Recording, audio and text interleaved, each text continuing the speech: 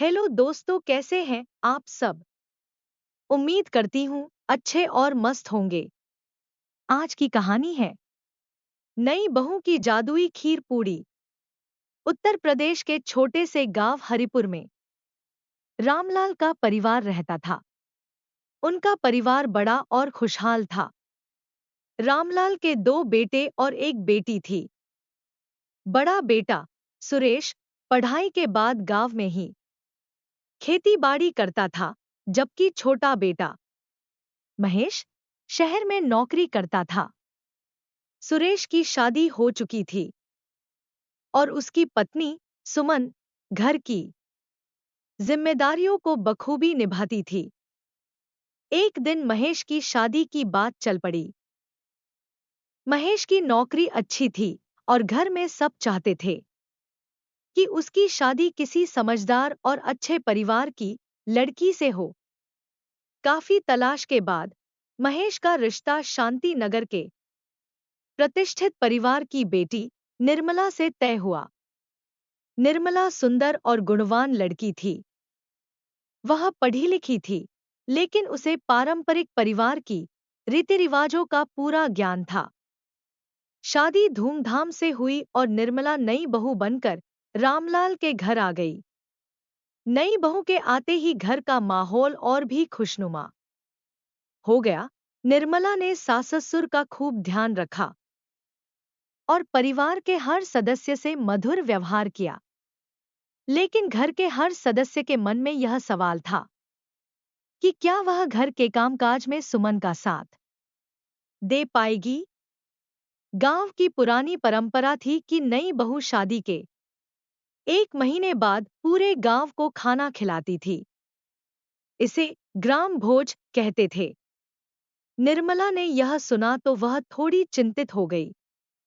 वह जानती थी कि इतने सारे लोगों के लिए खाना बनाना आसान नहीं होगा। निर्मला ने सुमन से मदद मांगी। सुमन ने मुस्कुराते हुए कहा, चिंता मत करो बहन, हम मिलकर सब कुछ संभाल लेंगे। गांव में सबको खीर पूड़ी पसंद है, क्यों न हम यह बनाएं। निर्मला को यह सुझाव अच्छा लगा। उसने पूछा, दीदी, लेकिन इतनी खीर और पूड़ी बनाने के लिए काफी मेहनत करनी होगी। सुमन हंसते हुए बोली, सच में मेहनत तो होगी, लेकिन अगर हम योजना बना लें तो काम आसान हो जाएगा। सबसे पहले हमें सामग्री का हिसाब लगाना होगा। निर्मला और सुमन ने मिलकर योजना बनाई। रामलाल और सुरेश ने बाजार से चावल, दूध, चीनी और आटा मंगवाया। गांव के पड़ोसी भी मदद के लिए आगे आए।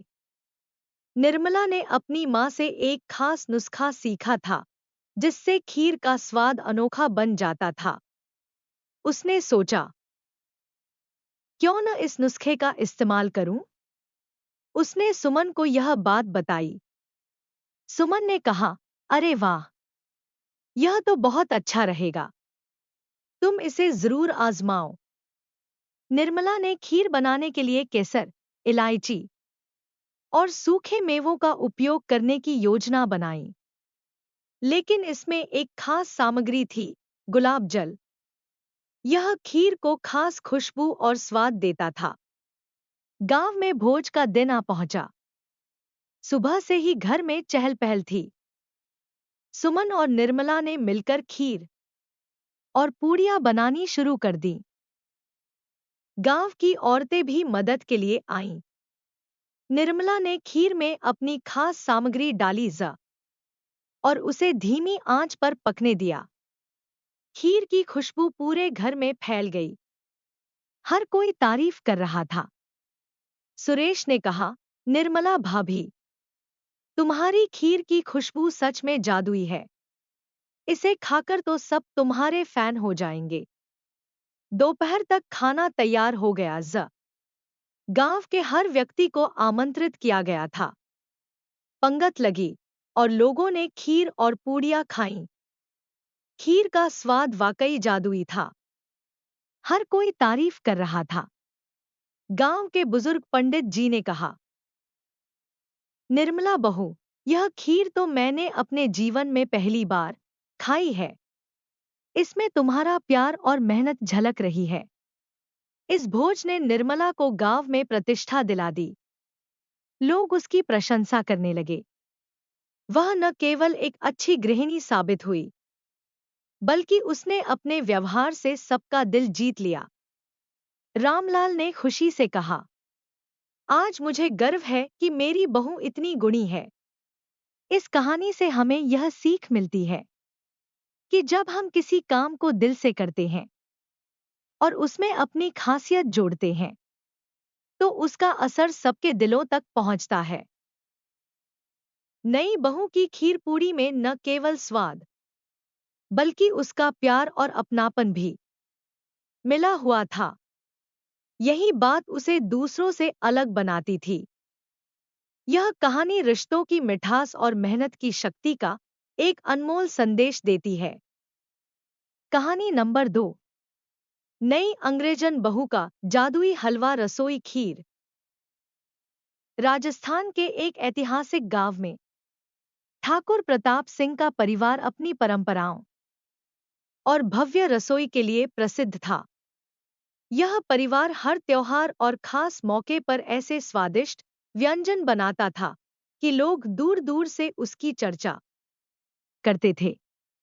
प्रताप सिंह के इकलौते बेटे आदित्य ने पढ़ाई के लिए विदेश का रुख किया। वहां उसकी मुलाकात एलेना नाम की एक अंग्रेज लड़की से हुई। दोनों के विचार मिलते गए और कुछ समय बाद उन्होंने शादी करने का निर्णय लिया। यह खबर गांव में आग की तरह फैल गई। गांव वालों के मन में सवाल थे, क्या यह अंग्रेजन बहू हमारी परंपराओं को निभा पाएगी? क्या वह हमारी रसोई के स्वाद और परंपरा को समझ पाएगी? शादी के कुछ हफ्ते बाद आदित्य और एलेना गांव आए। एलेना ने भारतीय परिधान पहन रखा था और नम्रता से सबका अभिवादन किया। उसकी ईमानदारी और सादगी ने सबका दिल जीत लिया। हालांकि घर की सबसे बड़ी चुनौती अभी बाकी थी। ठाकुर प्रताप सिंह की पत्नी सरोज देवी घर की रसोई की रानी थी। उनका मानना था कि घर की बहू को रसोई की परंपराओं को समझना चाहिए। कुछ दिनों बाद गांव में एक बड़ा त्योहार आया। परंपरा के अनुसार परिवार की नई बहू को एक मिठाई बनाकर सबको परोसनी होती थी। सरोज देवी ने घोषणा की कि एलेना को शाही हलवा बनाना होगा। एलेना ने यह सुना और आदित्य से कहा, मैंने कभी भारतीय मिठाई नहीं बनाई। अगर मैं इसमें सफल न हो पाई तो सबको निराश कर दूंगी। आदित्य ने उसे समझाया, माँ तुम्हारी मदद करेंगी और याद रखो, खाना बनाने में सबसे जरूरी चीज है प्यार और धैर्य। सरोज देवी ने एलेना को रसोई में बुलाया। उन्होंने कहा, बेटी, हलवा बनाना आसान है, लेकिन उसमें स्वाद लाने के लिए दिल से मेहनत करनी पड़ती है। सबसे पहले हमें सूजी, घी, दूध और चीनी को सही अनुपात में मिलाना होगा। एलेना ने ध्यान से सब कुछ सीखा। उसने सूजी को धीमी आंच पर भूनना सीखा और यह भी समझा कि मसालों का सही संतुलन कैसे बनाया जाता है। फिर एलेना ने कहा, क्या मैं हलवे में कुछ नया जोड़ सकती हूँ?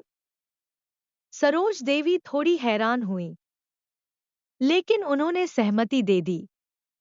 एलेना ने हलवे में वनीला एसेंस और कद्दूकस किया हुआ नारियल डाला। हलवे की खुशबू पूरे घर में फैल गई।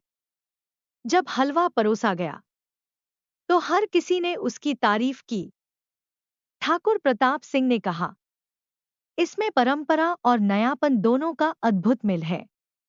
गांव के बुजुर्गों ने कहा, ऐसा हलवा हमने पहले कभी नहीं खाया।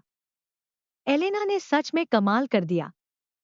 कुछ ही समय बाद एक और त्योहार आया। इस बार एलेना को शाही खीर बनानी थी। खीर गांव की सबसे प्रिय मिठाई थी और इसे बनाना आसान नहीं था। एलेना ने आदित्य से कहा, हलवा तो बन गया, लेकिन खीर बनाने में मुझे डर लग रहा है। आदित्य ने उसे प्रोत्साहित किया, तुमने पहली बार में हलवा बना लिया, तो खीर भी जरूर बना लोगी। बस अपनी सास की बात सुनो। सरोज देवी ने खीर बनाने की प्रक्रिया सिखाई। उन्होंने कहा, खीर बनाने में सबसे जरूरी है दूध को सही तरह से पकाना और उसमें चावल का सही अनुपात मिलाना। साथ ही मेवों और मसालों का संतुलन बनाए रखना बहुत जरूरी है। एलेना ने खीर में अपनी रचनात्मकता जोड़ने की सोची। उसने खीर में केसर और इलायची के साथ साथ गुलाब जल मिलाया। साथ ही उसने चॉकलेट के छोटे टुकड़े भी डाले, जिससे खीर को नया और अनोखा स्वाद मिल सके। त्योहार के दिन एलेना ने खीर बनाई। जब खीर परोसी गई, तो गांव के लोग हैरान रह गए। खीर का स्वाद पारंपरिक भी था और उसमें एक नया ट्विस्ट भी था। गांव के मुखिया ने कहा, यह खीर तो वाकई अनोखी है। इसमें हमारी परंपरा का सम्मान भी है और नए ज़माने का स्वाद भी। हलवा और खीर की सफलता के बाद एलेना ने गांव वालों का दिल जीत लिया। अब वह सिर्फ एक अंग्रेज बहू नहीं थी, बल्कि परिवार और गांव का एक अहम हिस्सा बन गई थी। सरोज देवी ने गर्व से कहा, मेरी बहू ने सिखा दिया कि परंपरा और आधुनिकता को साथ लाकर कैसे एक नई पहचान बनाई जा सकती है। यह कहानी हमें सिखाती है कि परंपरा और रचनात्मकता का मेल अद्भुत परिणाम ला सकता है। जब मेहनत, प्यार और विश्वास से काम किया जाए, तो हर चुनौती को सफलता में बदला जा सकता है। एलेना ने साबित किया कि भाषा और संस्कृति अलग होने के बावजूद सच्चे प्रयास से हर दिल जीता जा सकता है। प्यारे दोस्तों, यह कहानी यहीं पर समाप्त होती है। आपको यह कहानी कैसी लगी? कमेंट बॉक्स में जरूर बताएं।